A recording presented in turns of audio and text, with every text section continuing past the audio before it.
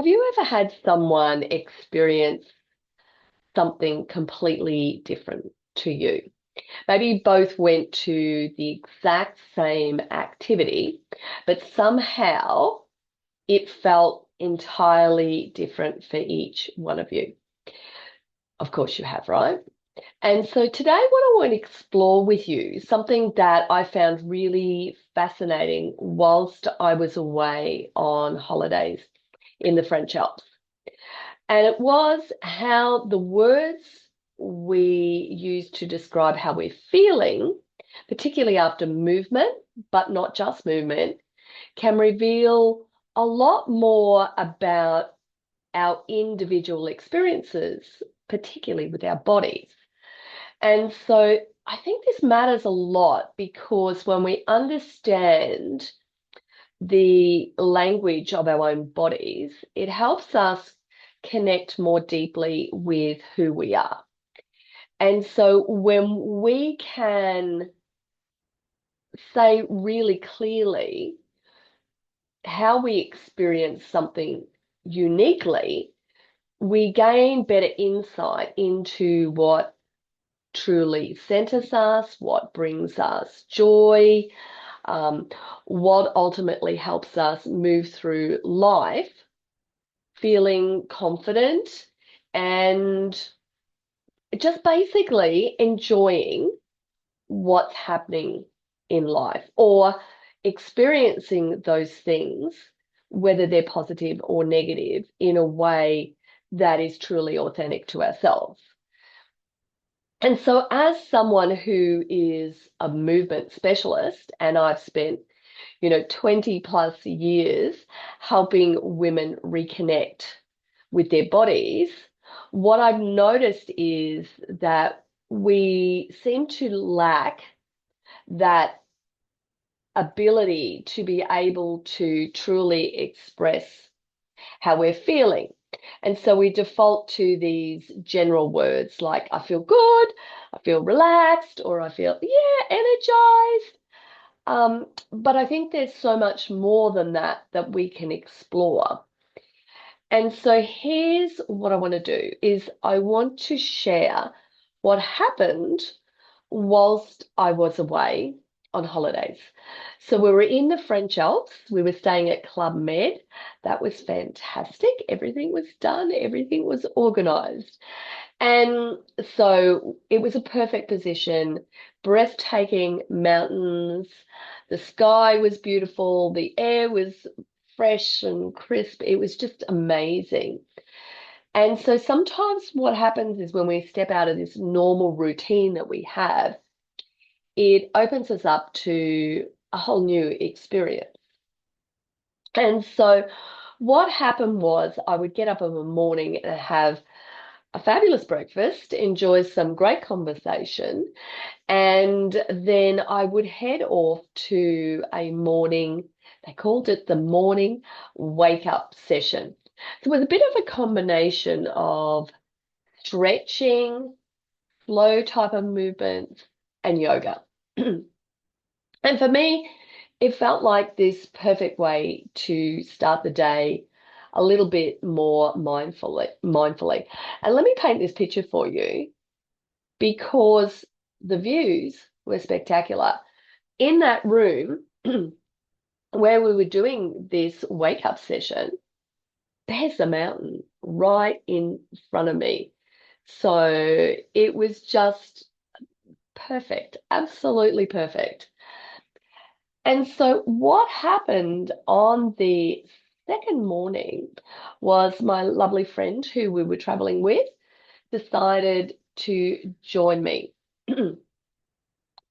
And so as we finished and we were walking back to our rooms, she mentioned how she was feeling like relaxed. And I paused for a moment and I started to think about how am I feeling? How am I feeling? Do I feel relaxed or am I feeling something different? And I was feeling something different. And I said to her, isn't it funny how we can both do something And yet we can get something very different from that movement. So for me, I don't experience relaxation from this type of movement. But instead, what it does is I find it centers me. It slows me down enough to reconnect my mind and my body and brings them into alignment rather than sending me into a relaxed state. And that simple exchange launched us into a much deeper conversation about how we feel, particularly after different types of movement. And so for you, when you finish a walk or a swim or a yoga session, what words, or maybe a strength session, what words do you use to describe how you feel? Are you borrowing those words from someone else's description, or have you found something else, a unique way of describing it that is actually truly how you feel? Because we don't want to like borrow our words from someone else. We want to have our own words to describe how we're feeling, right? Because after all, it is truly unique to us.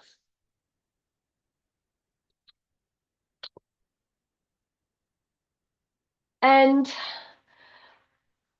even though my friend and I did the exact same activity in the exact same room with this exact same instructor, our experience was very different. Neither of the experiences were wrong or better than the others. It was simply our personal truth. So she feels really, really relaxed after these types of slow movements. For me, I feel more connected with myself. And so I think these words that we use really matter deeply. And so I think that being able to identify the difference helps you align your body and mind and become more fully present with yourself and who you are. And so, as I said, for me, it was this feeling of integratedness, wholeness, rather than this feeling of letting go and feeling totally relaxed. And so I wonder how often like these types of miscommunications occur in relationships because each one of us experience the world in different ways. And so when someone says they feel energized after meditation and someone else feels calm after meditation, they both feel something completely different. They're just using different words to maybe describe the same sensation. So it's a bit of a challenge, I think.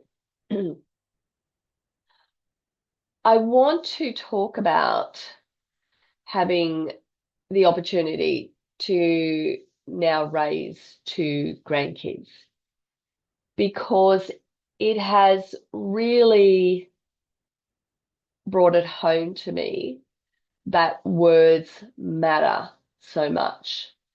And for me personally, I'm relearning English and maths and whatever other homework gets sent home or project gets sent home.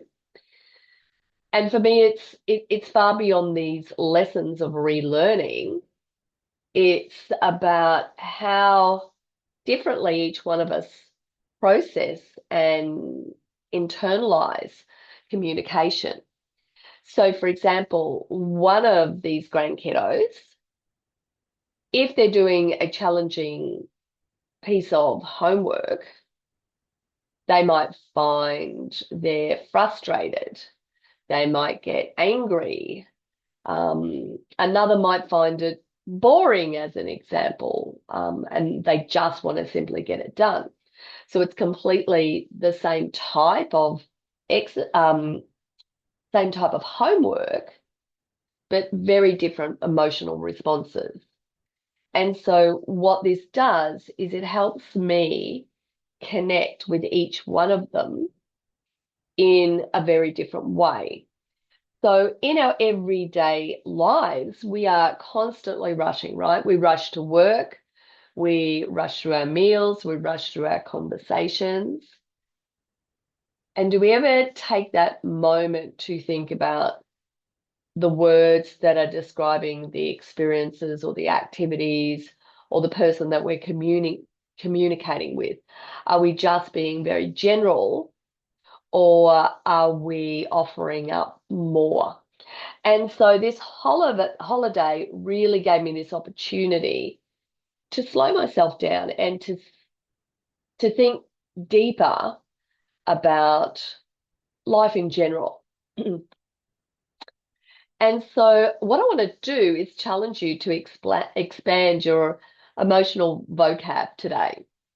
So next time you finish a movement session, for example, pause for a moment, close your eyes, take a deep breath, ask yourself, what am I really feeling now? And, the answer might very much surprise you. You might not go for a default.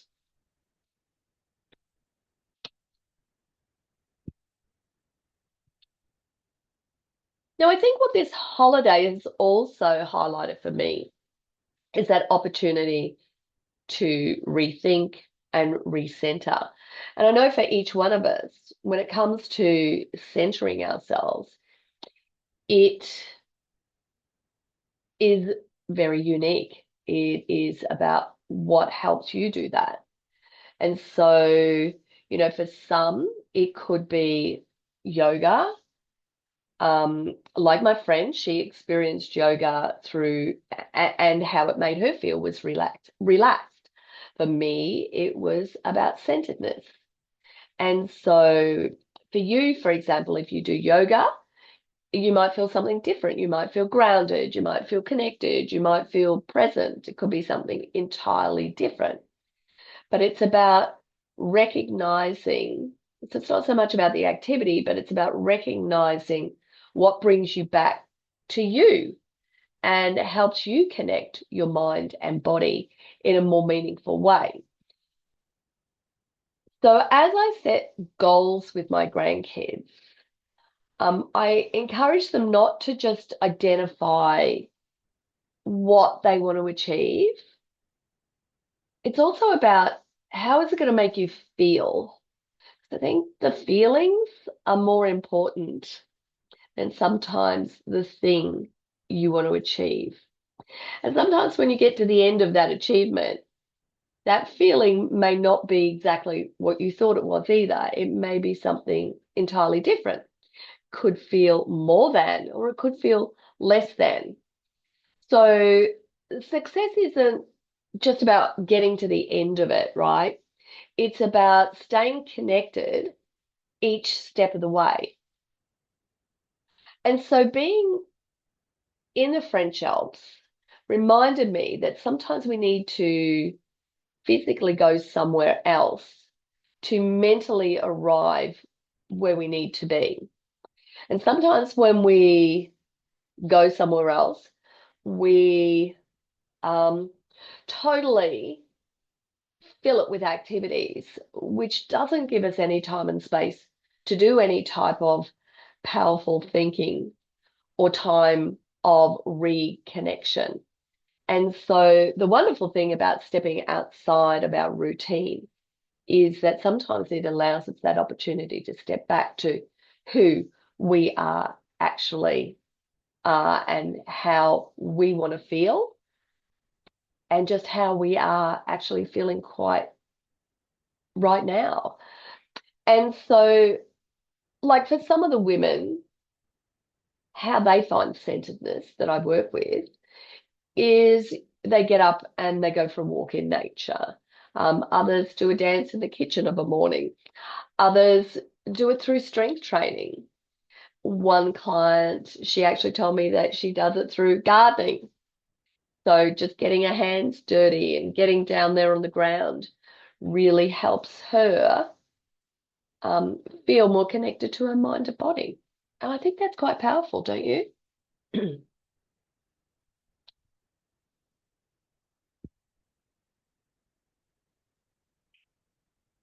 I want to move on to this concept of space between our words, a gap between what we experience. It's, yeah, it is that gap between what we experience and how we express it.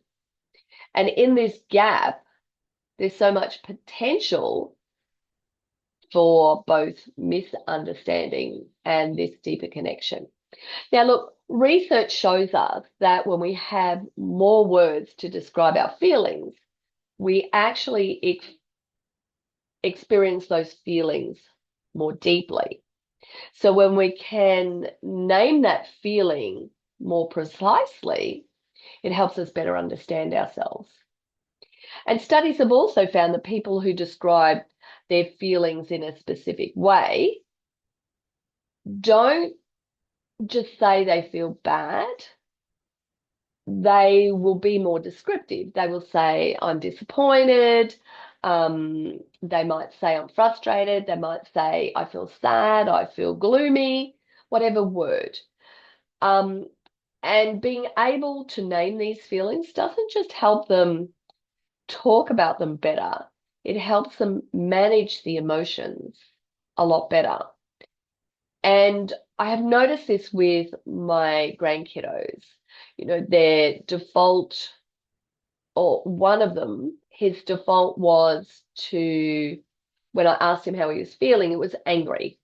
It was always angry. And now that he has more words to describe his feelings, those emotional outbursts that he was having seem to, they're a lot less, and he's able to manage his emotions a lot better.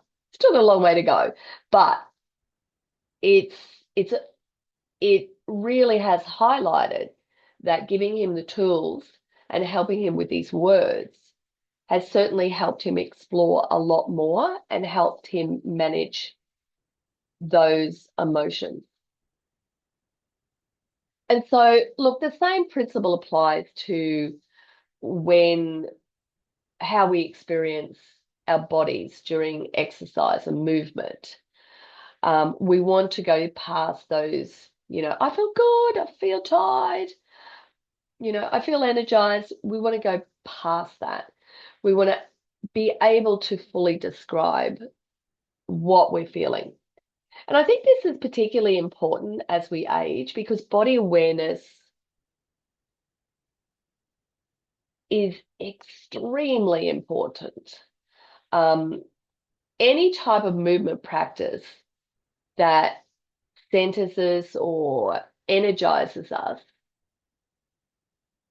enables us to fully connect with our body, fully experience what's actually happening.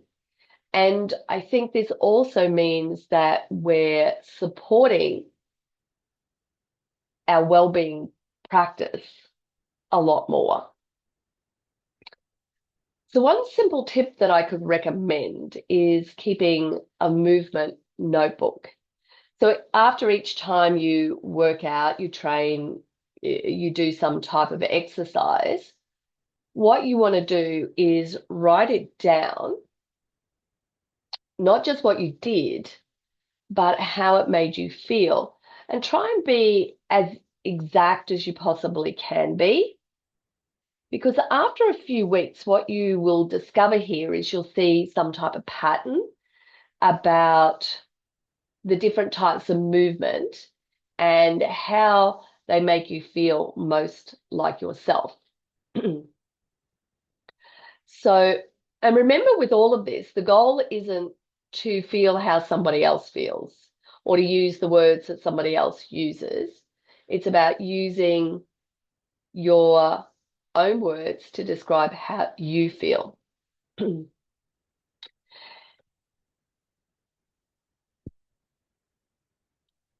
I like to finish these sessions up with a move moment, which is a small activity that you can do that helps you practice the particular topic that we're sharing today. And so today is all about centering. And so what I love about this move moment is you can do it anywhere. You can do it where you are right now. If you're in the grocery store, if you're sitting at your desk, if you're sitting in your car in traffic, standing in the line at the grocery store. What you want to do is just stand in a comfortable position or sit in a comfortable position.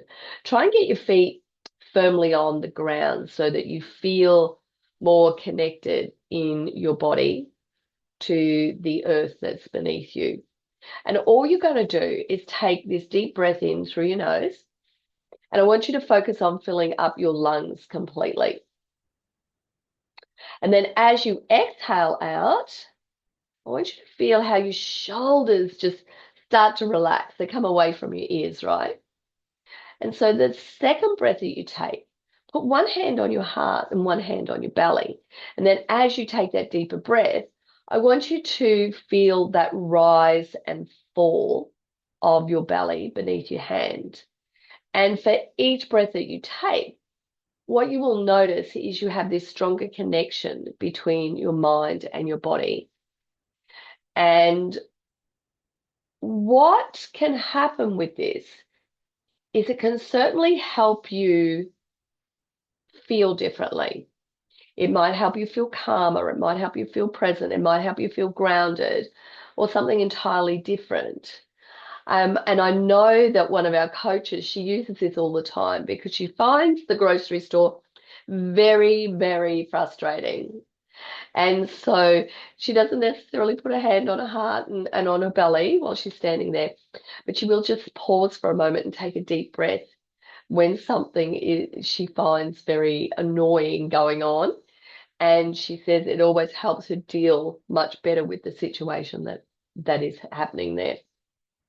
And so what I want you to do is to just find something that helps you feel centered. And let's talk about what we have talked about today, right? And so what we've been sharing, or what I've been sharing, are the different words that we use to describe our feelings after movement. And they show a lot about how we're experiencing something personally rather than experiencing it like somebody else is. We have also talked about having more words in our word toolbox, which helps us more deeply connect better with those feelings and with ourselves and with others.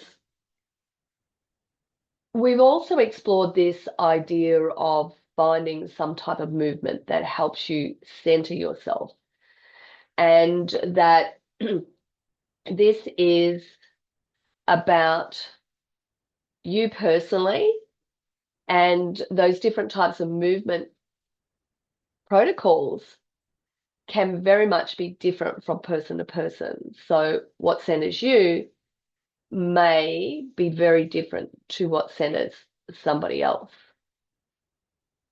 What we also did was we just practiced a move moment, which is this simple centering exercise of deep breathing. And so what I want to do this week is challenge you in two different ways. Firstly, to pay attention to how you feel after movement and try and expand those words other than the usual suspects. You know, I feel good, I feel tired, I feel energized. I want you to get more specific about your experience. And secondly, I want you to find what type of movement, and remember that movement could be something that holds you still as well. What type of movement truly centers you?